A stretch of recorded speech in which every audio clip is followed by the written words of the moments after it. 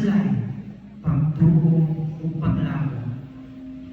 Sa taliwala sa kalibutan nga puno sa kasakit, pagkabahin-bahin ug mga kahadlok, gipahinumduman kita nga adunay Dios na naggiya, nagaluwas ug nagahatag sa tinuod nga kahulugan sa kinabuhi.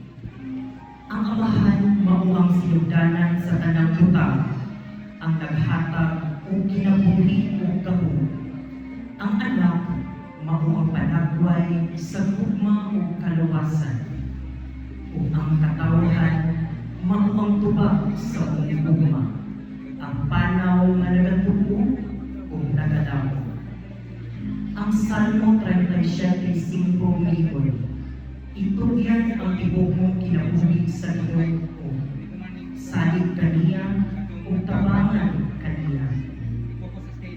Ang atong panaw nga Kristohano dili kayo sa iyo, ilabi na ining modernong panahon.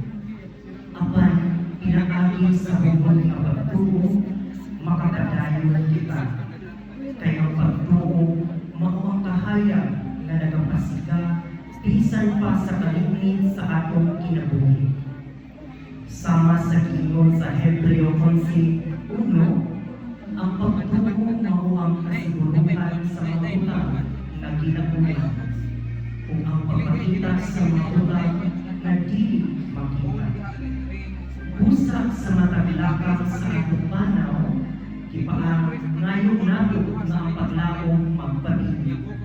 Kay bisan pa sa kasakit o kapakyasan, ang paglaom mao ang gahom na nagpanihok sa katawhan aron musalig pag-usab sa kabulungon sa Dios.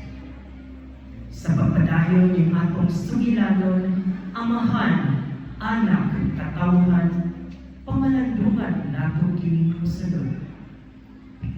Aduna ba'y kabilingan ang usa ka anak mahitungod sa binuhatan sa ilang amahan? Angayan ba ang katawhan nga maningil o maayong ganti sa ilang mga gidugoy diha sa pangagamhanan? Mahinungdaron pa ba sa usa ka amahan nga barugan pagbalik ang iyang pagkaamahan kung ang tanan mawala na sa iyang katungdanan? Mga higala o mga kaigsuunan, aniya ang mahugihong dalit kaninyo sa mga kabatalunan sa parokya ni San Vicente Ferrer alang sa kapistahan sa atong mahal na segunda patron, ang Virgen de los Desamparados. Kini ang pasundayan nga giuluha, Amahan, Anak,